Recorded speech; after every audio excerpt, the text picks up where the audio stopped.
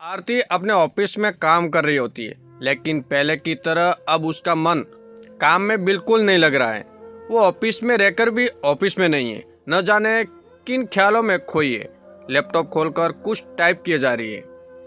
उसकी इन हरकतों से उसके सह कर्मचारी अच्छी तरह वाकिफ है और पिछले 2-3 दिनों की तरह आज भी वो ये सब उसी तरफ देख रहे हैं। अनिल जो उसका सीनियर है, वो आवाज़ देकर उसका ध्यान अपनी तरफ खींचता है। अनिल थोड़े ऊंचे स्वर में आरती से कहता है, क्या कर रही हो आरती?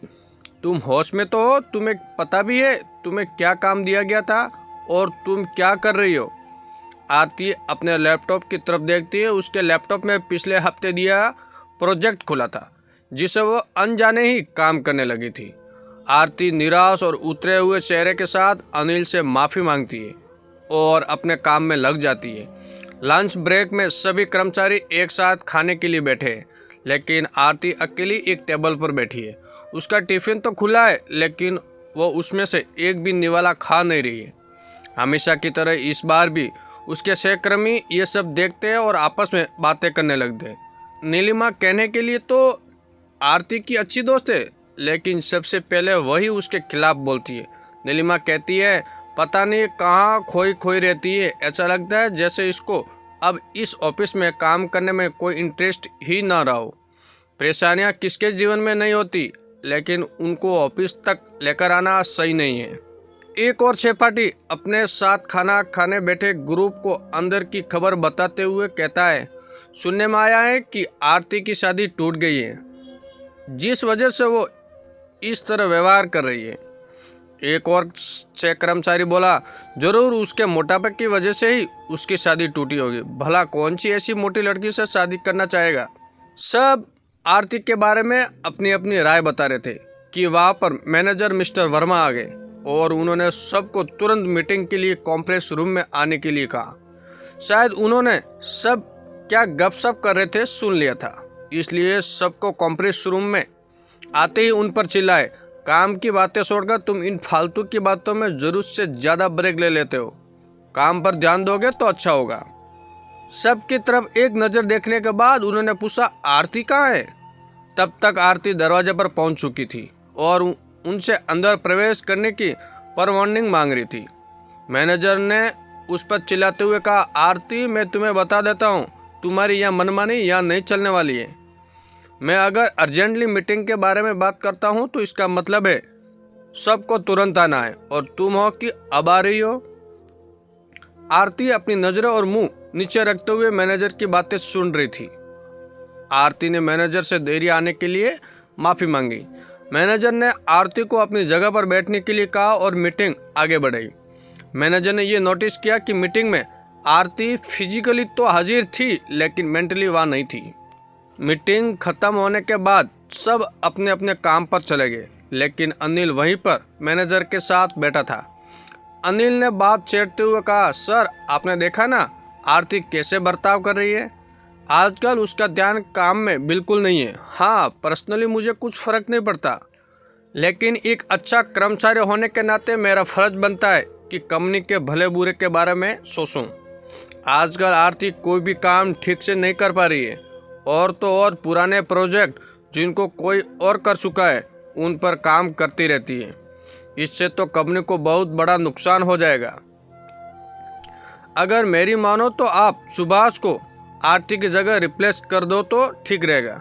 वो अपने काम में काफ़ी तेज है और आरती को किसी ऐसी जगह डिमोट कर सकते हैं जहां उसको कम काम दिया जाए, जिससे कंपनी पर कोई असर ना हो। सर बुरा मत मानिए, क्या ये मेरा ओपिनियन है, बाकी आप खुद समझदार हैं, आखिर फैसला तो आपको ही लेना है। मैनेजर ने अनिल की बातें ध्यान से सुनी, हालांकि उसके जवाब में कुछ भी नहीं बोले, लेकिन गहरी सोच में डूब गया और अनिल वहां से उठकर चला गया। 2 दिन बाद आरती को ऑफिस बॉय बुलाने आया। मैडम आपको मैनेजर साहब ने बुलाया है। आरती चिंता में पड़ गई। नीलिमा ने उससे पूछा, क्या फिर से तुमने कोई गलती कर दी? तुमने वो फाइल आज तो तुम्हें सबमिट करनी थी, वो दिया या नहीं? आरती बोली, हाँ दी तो है, लेकिन थोड़ी देर से दी है। इतना कहकर आरती मैनेजर के ऑफिस में जाती है। मैनेजर उसे बैठने के लिए कहता है। उसके बाकी सभी सहकर्मी को भी वहाँ पर बुलाता है। सबके आने के बाद मैनेजर आरती से पूछता है, आज की फाइल सबमिट कब की? आरती कहती है, सॉरी सर, थोड़ी सी देर हो गई। मैनेजर कहता है, 6 घंटे की थोड़ी सी देर लग दी है तुम्हें? आरती के सभी सहकर्मी इस वार्तालाप को ऐसे देख रहे थे जैसे कोई फिल्म चल रही हो। आरती रो नहीं रही थी, लेकिन उसकी आंखों में आंसू साफ देखे जा सकते थे। आरती बोली, इस बार माफ़ कर दीजिए सर, अब आगे से मैं कभी आपको शिकायत का मौका नहीं दूंगी। मैनेजर बोला, उसकी नौबत नहीं आएगी, क्योंकि मैं ऐसा होने ही नहीं दूंगा, और इसलिए क्योंकि अब तुम्हें तुम्हारे काम में हेल्प करने के लिए तुम्हें सपोर्ट दिया जाएगा। सभी सहकर्मियों के साथ आरती भी हैरान थी। कहा सब सोच रहे थे कि आज आरती को शायद काम से निकाल दिया जाएगा, और यहाँ तो उल्टा ही हो गया।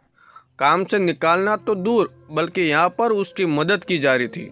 मैनेजर ने अपनी बात आगे बढ़ाते हुए कहा, आरती मैं जानता हूँ आजकल तुम एक कठिन दौर से गुजर रही हो, पर इसमें कोई बुरी बात नहीं है कि ऐसी परिस्थिति हम में से किसी की भी हो सकती है। कभी कभी कुछ ऐसा हो जाता है कि हम अपने आप को संभाल नहीं पाते, तब हमारे अपनों की ये जिम्मेदारी होती है कि उस कठिन समय में सहारा बने। मैनेजर बाकी कर्मचारियों की तरफ देखकर उनसे कहता है, मुझे आप लोगों से ऐसी उम्मीद नहीं थी। जहां आपको एक टीम की तरह आरती का सहारा बनना चाहिए था, आप तो उसके विरोधी की तरह बर्ताव करने लगे। मैनेजर ने अनिल की तरफ देखते हुए कहा, अनिल तुम शायद भूल गए हो कि 1 साल पहले जब तुम 25 दिनों तक अपनी बीमारी की वजह से काम पर नहीं आ पा रहे थे, तब तुम्हारे इच्छा का सारा काम आरती ही संभालती थी। उसके कहने से ही कंपनी ने तुम्हारी जगह किसी और को नहीं रखा था। अनिल की नजरें शर्म से झुक जाती है और वो आरती की माफी मांगने लगता है। नीलिमा को भी अब एहसास हो जाता है कि उसने अपने दोस्त के साथ जैसा बर्ताव किया है, ऐसा तो कोई दुश्मन भी नहीं करता। सभी अपने किए पर शर्मिंदा थे और सबसे मिलकर आरती से माफ़ी मांगी और उससे वादा किया कि उसको जो भी हेल्प चाहिए वो सब मिलकर करेंगे और आज के बाद एक टीम बनकर रहेंगे। मैनेजर ने आखिर में सबसे कहा, जिस तरह हेल्प करना अच्छी बात है, उसी तरह हेल्प मांगना भी कोई बुरी बात नहीं है, और मदद तो उन्हीं को पहले मिलती है जो उसे मांगते हैं। आरती तुम भी बेझिझक जो भी हेल्प चाहिए मांग लेना। मैं यहाँ यूँ कहूँ कि अब सबको खुशी होगी।